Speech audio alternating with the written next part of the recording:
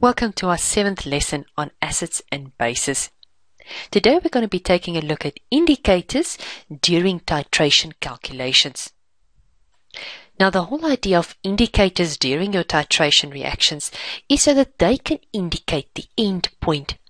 Now in this case our end point means that's the end of the reaction where your acid and your base in this case have cancelled each other out. Now that does not necessarily mean that it's going to happen at a pH of 7.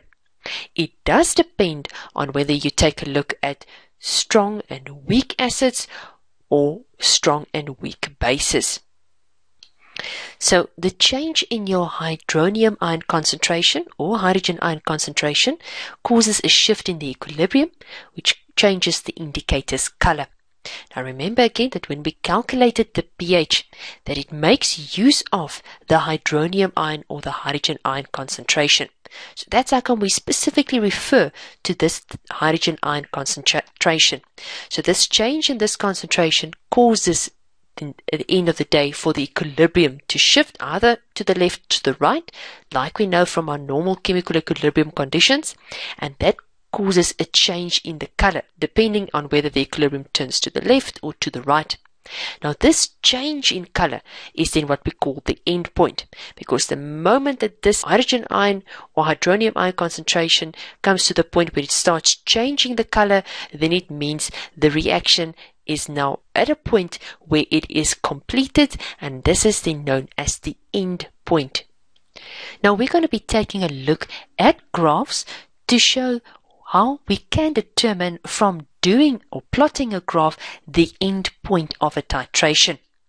Now you'll note that on my y-axis I've got the pH, and on my x-axis I'll have the volume added. Now we're going to refer to here as the volume of acid added. Now just to take you back again into what happens during titrations, we've got our Erlenmeyer flask with the base in, and then we're going to have the burette with the acid, and we'll add the acid dropwise to this base. Now we will obviously start off by adding in some indicator into this base solution, and then we will be able to see when this acid has reached a concentration which is the end point of this reaction, then there's going to be a color change because of the indicator, and then should we add more acid than what's necessary, there will be another color change. So we are basically going to take a look at the volume of acid added on our graph and then the pH until we get to the point where this indicator changes color at the end point. Now you will note that you'll usually end up with a lower pH or a higher pH depending on which one you've got at the bottom. Up till now we were used to having our acid being titrated to the base. Now I am going to show you a situation where we're just going to titrate our bases to our acid. So instead of having our acid at the top and our base at the bottom, we'll just now place our base at the top and the acid at the bottom. Now that just means we're going to start with a known amount of volume of acid, and we're now dropwise going to add the base to it. Same situation, we add in the indicator. It's going to have a specific color in an acid, but the moment that the base starts to change the hydronium ion concentration to a point where there's a color change, then we know we've got the end point. Now, when I've got an acid solution here in my Erlenmeyer flask where the indicator is added in, we'll obviously start off with a very low pH because acid is a pH of less than 7. So our pH starts off low.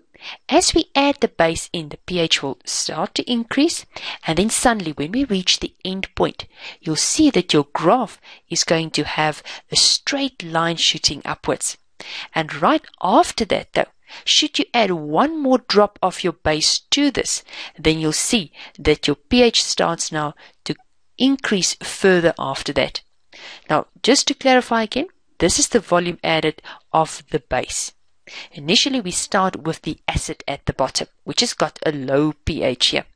So as we add more and more base in, the pH starts to increase and become more alkaline or basic. When we though start to add in one drop at a point where the color changes, then we'll note suddenly there is this jump in our pH. We're going to go here from adding in just one drop and then suddenly adding another drop, there's going to be another color change. So our endpoint occurs where we have this straight line that shows a sharp increase in the pH. Now this is known as the range at which the indicator will actually be able to detect an endpoint. Now this range or endpoint differs for different indicators.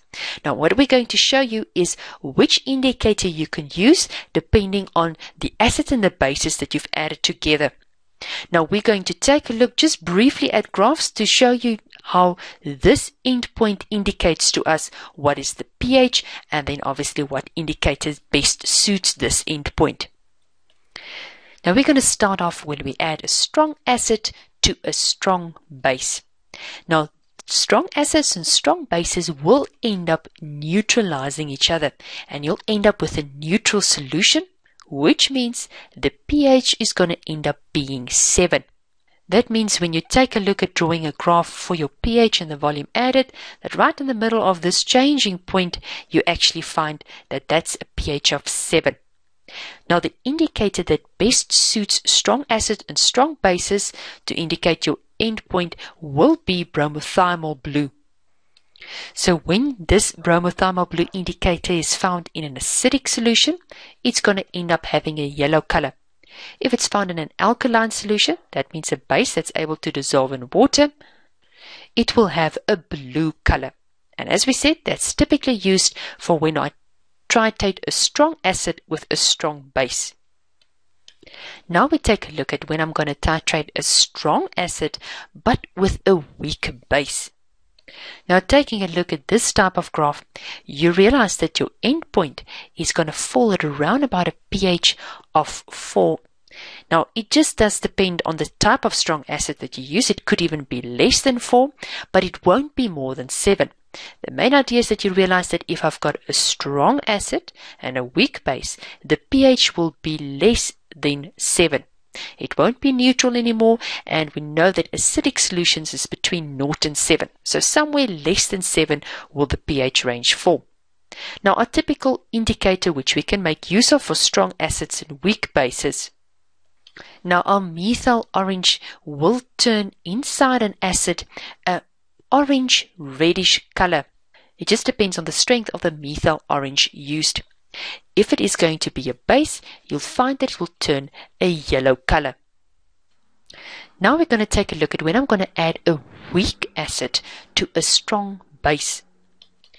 Now from a graph you would realize that this pH where this occurs will be more than 7.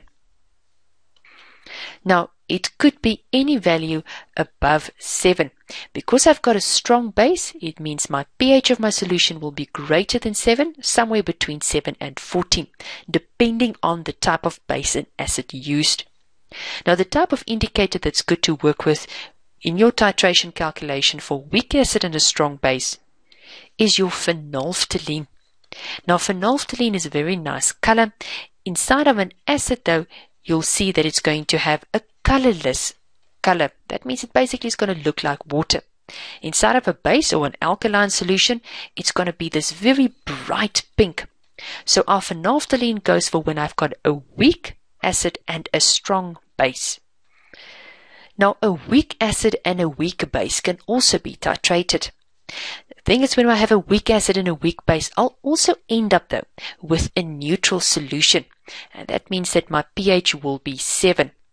But a weak acid and a weak base both have such, in this case, a pH close to 7.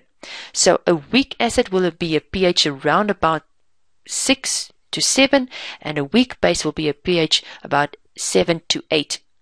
Now the thing is, if I take a look at the graph of my weak acid and weak base, because 6 and 8 and the 7 of the neutral solution is going to be in such a close range, there is no indicator that can actually detect the difference between a pH of a 6 and a 7 and an 8. It will most probably be the same color in all of those 3 pH ranges. So for our reaction of a weak acid and a weak base, there is no indicator that can detect this very small change in pH.